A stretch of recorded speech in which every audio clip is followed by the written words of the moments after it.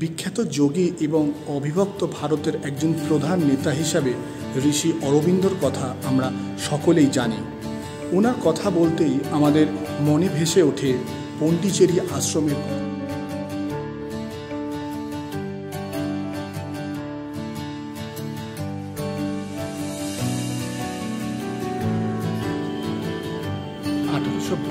সালের 15ই আগস্ট এখানেই কিন্তু জন্মগ্রহণ করেন শ্রী অরবিন্দ। বিখ্যাত যোগী এবং অবিভক্ত ভারতের একজন প্রধান নেতা হিসাবে ঋষি অরবিন্দের কথা আমরা সকলেই জানি। ওনার কথা বলতেই আমাদের মনে ভেসে ওঠে পণ্ডিচেরি আশ্রমের কথা। কিন্তু আমরা অনেকেই জানি না ঋষি অরবিন্দের জন্ম আমাদের এই খোদ কলকাতাতেই। 8 নম্বর শেক্সপিয়ার সরণিতে আছে একটা বড় পাঁচিল ঘেরা বাড়ি। গেটের সামনে গেলে দেখা যায় উপরে হোর্ডিং লাগানো আছে শ্রী অরবিন্দ ভবন। এই বাড়িতেই 1872 সালের 15ই আগস্ট জন্মগ্রহণ করেন শ্রী অরবিন্দ।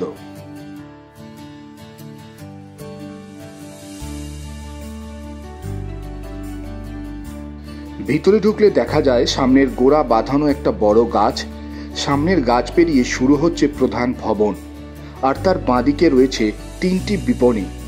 প্রথম বিপণীটি শ্রী অরবিন্দ এবং মাদারের বইগুলো বিক্রি করে।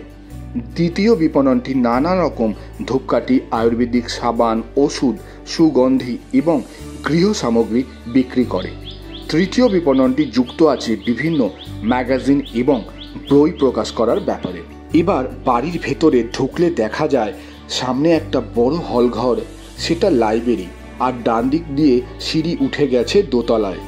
লাইব্রেরিটি বেশ পুরনো এবং খুব সুন্দর কিছু ছবি রয়েছে।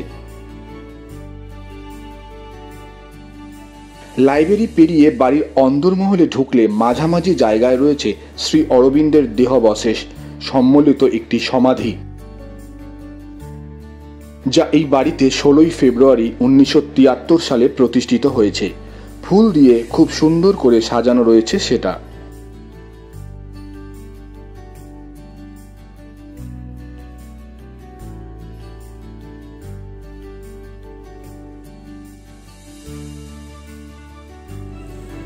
এখানে কিন্তু দেখতে পাচ্ছেন প্রচুর এই ধরনের ছবি রয়েছে, যেগুলো অরবিন্দ থাকাকালীন এবং তাদের সাথে সমকালীন যে সকল রয়েছেন তাদের কিন্তু প্রচুর ছবি এখানে রয়েছে। সত্যি মন শান্ত হয়ে যাওয়ার মতোই পরিবেশ। সমাধির সামনে একটা কৃত্রিম পুকুরে ফুটে রয়েছে পদ্ম ফুল। সমাধিতে আমার প্রণাম জানিয়ে আমি চললাম এবার দোতলায়। বেশ পুরনো, একটু অন্ধকার অন্ধকার সিঁড়ি, কিন্তু একবার উপরে উঠে গেলে আপনার মন ভালো হয়ে যাবে। দোতলায় খুব বড় একটা হলঘর রয়েছে, আর সেখানে রয়েছে মাদারের চটি জোড়া। এটি অরবিন্দ এবং মাদারের একটি স্থায়ী চিত্র প্রদর্শনশালা। এছাড়াও বাড়ির সর্বত্রই রয়েছে ওনাদেরই ছবি। দোতলায় রয়েছে একটি বারান্দা, যা খুব সুন্দর লাগলো আমার কাছে। এই দোতলাটি ধ্যান করার জন্য উপযুক্ত।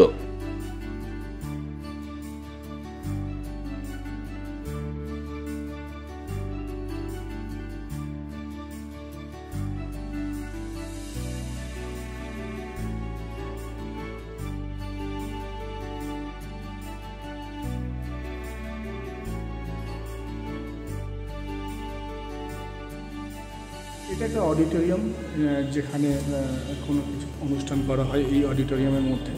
আর এখানে শ্রী অরবিন্দ প্রচুর লেখা রয়েছে, যে লেখাগুলো আপনারা দেখতেই পাচ্ছেন। এখানে প্রচুর লেখা রয়েছে একের পর এক, এবং তার ছবি দিয়ে কিন্তু এখানে প্রত্যেকটা জিনিস তুলে ধরেছে এবং খুব সুন্দরভাবে সবিস্তারে রয়েছে। এখানে আমরা একটা দেখছি 1904 সালেই আমি আমার যোগ আরম্ভ করি, কোনো গুরু ছাড়াই। 1908 সালে একজন মারাঠি যোগী লেলের কাছে গুরুত্বপূর্ণ সাহায্য পাই এবং আমার সাধনার ভিত্তিমূলকে আবিষ্কার করি। কিন্তু তারপর থেকে শ্রীমা ভারতে আসার পূর্ব সময় পর্যন্ত অন্য কারোর কাছ থেকে আধ্যাত্মিক সাহায্য কিন্তু পাননি শ্রী অরবিন্দ। এখানে আরও একটা লিখেছে যে পণ্ডিচেরিতে আমার যাবার পূর্ব পর্যন্ত আমি কারোকে শিষ্যরূপে গ্রহণ করিনি। যারা আমার সঙ্গে পণ্ডিচেরিতে সঙ্গী হিসাবে আসেন অথবা যোগ দেয়, তাদের সাথে প্রথমে আমার সম্পর্ক ছিল বন্ধু। ও সহচর রূপে, কিন্তু গুরু ও শিষ্য সম্পর্ক নয়। তাদের আমরা চিনতে জানতে পারি কেবল রাজনীতির ক্ষেত্রে, কোনো আধ্যাত্মিক সূত্রে নয়। পরে অবশ্য ক্রমে ক্রমে আধ্যাত্মিক সম্পর্ক গড়ে ওঠে।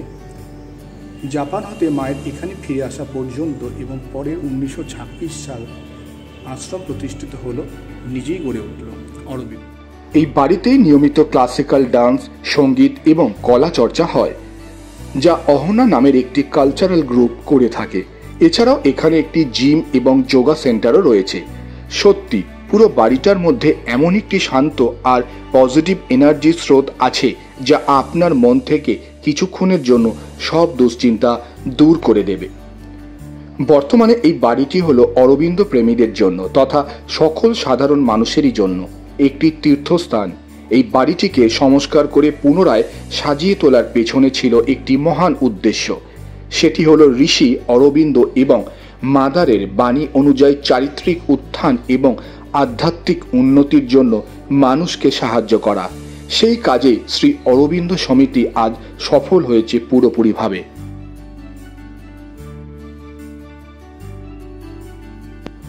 প্রতিদিন সকাল 10:30 থেকে দুপুর 12টা এবং দুপুর 3টে থেকে সন্ধে 7টা পর্যন্ত খোলা থাকে এই ভবন। লিটল রাসেল স্ট্রিটে ঢোকার যে ক্রসিংটা তার উল্টো দিকে রয়েছে এই বাড়িটি। কোনোদিনও যদি এই ব্যস্ত রাস্তা দিয়ে হেঁটে যান, আমি অনুরোধ করব অবশ্যই অন্তত 30 মিনিট সময় বের করে এই বাড়িটি ঘুরে যাবেন। দেখবেন সেই দিন আপনি যে কাজে যাচ্ছিলেন সেই কাজটি সফলতা তো পাবেই, তার সাথে সাথে মন ভরে যাবে এক অপার শান্তি।